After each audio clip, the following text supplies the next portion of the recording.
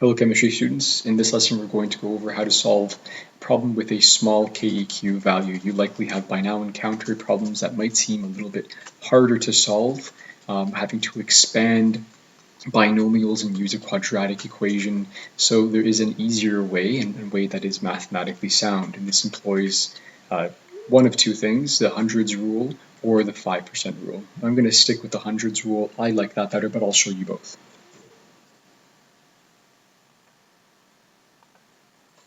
So what does it mean to say that we have a small KEQ value?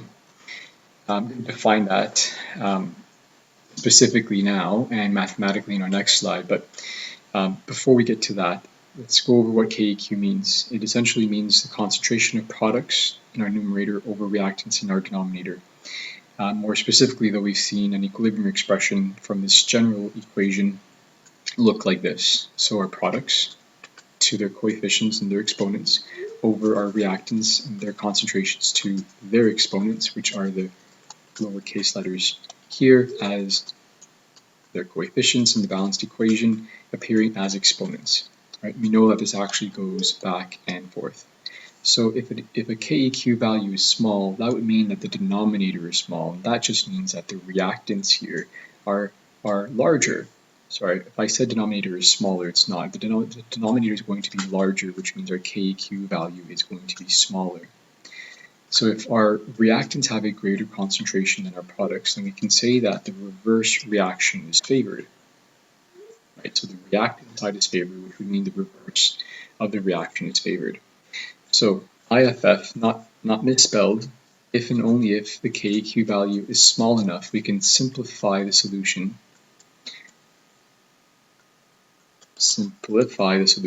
to a problem by getting rid of that negative x that we often see in our reactant side of the equilibrium rule in a nice table. And we'll get to an example.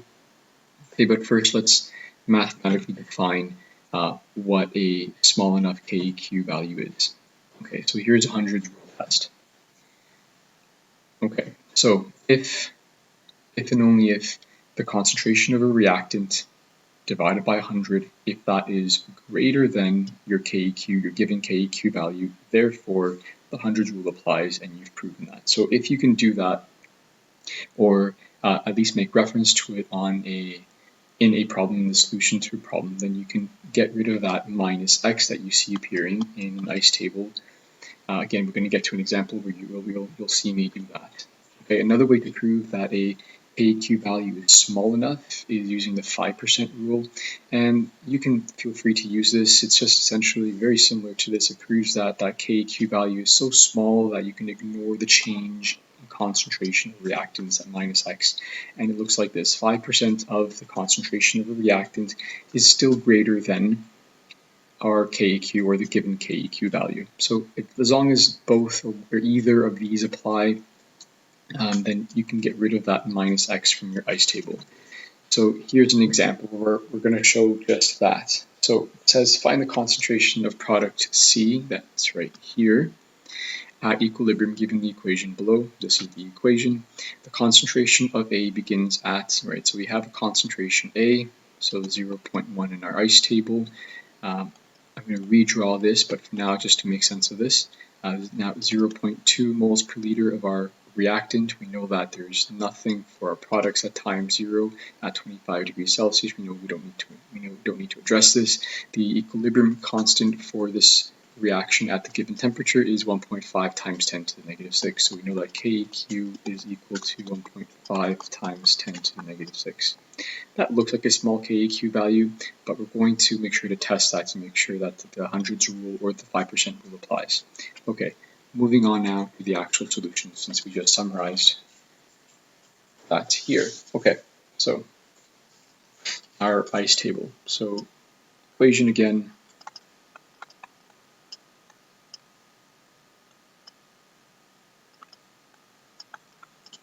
Okay. All right, so we're given 0.1, 0.2, nothing initially.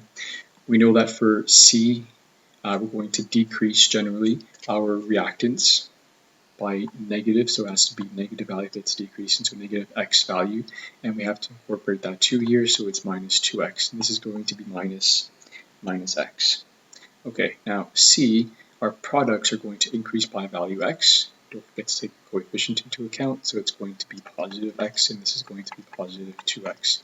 I and C, you add those together, and we get 0.1 minus 2x, and here we get 0.2 minus x. Okay, next, x and 2x there. Good, so our ICE table is now complete, and we are going to be sure to write our KEQ value, 1.5 times 10 to the negative 6. Okay, so let's write our KEQ expression. Okay, we know that it's products over reactants, so to the exponent of 1, we can leave it at that. Then we have 2x here to the exponent of 2. Don't forget to write your brackets here, that's a common mistake. Okay, plug in 0.1 minus 2x, 0.2 minus x. Okay, you can see that this problem is solvable. You can certainly, well, maybe with a bit of fancy factoring here, or the use of a good calculator, but you don't need to, and this is a shortcut. And it's a good one that's mathematically sound. So let's test. We're going to test for the hundreds rule.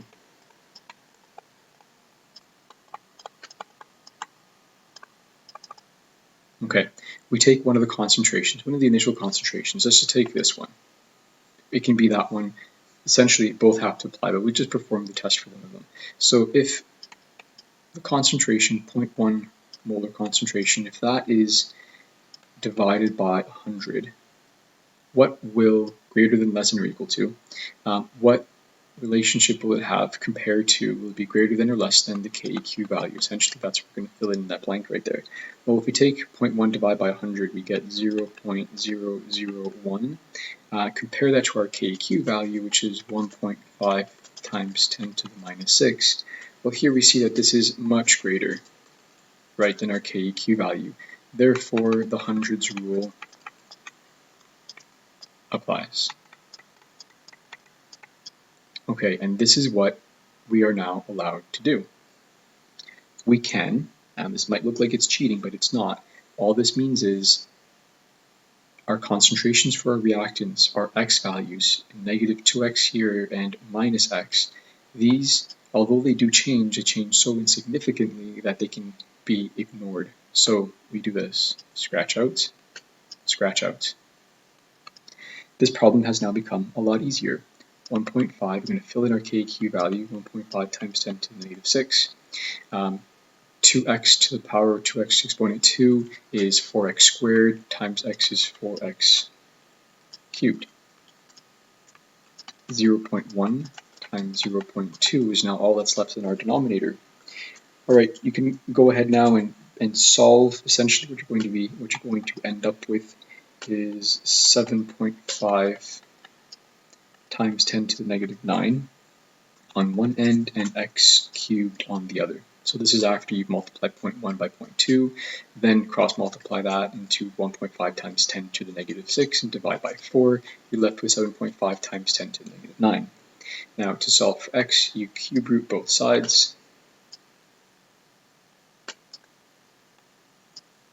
Right?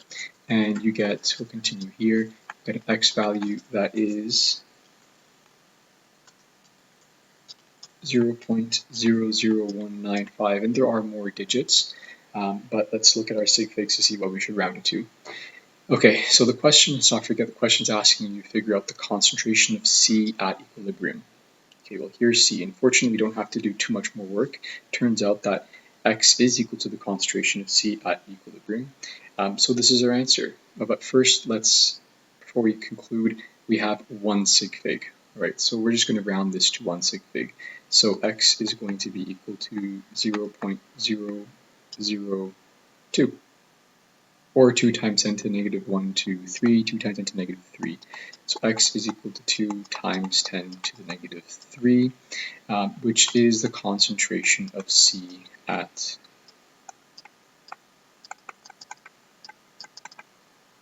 equilibrium. Okay, and of course this would then be moles per liter, or big M. Good, so that's all you need to do to solve a question like this. Otherwise, some fancy factoring would have to have occurred here, and you may have racked your brain over that. So I encourage you to always test for the hundreds rule, especially when you see a KQ value that appears to be small enough to perform that test and to solve using this method. That's it for now. Hopefully this helps.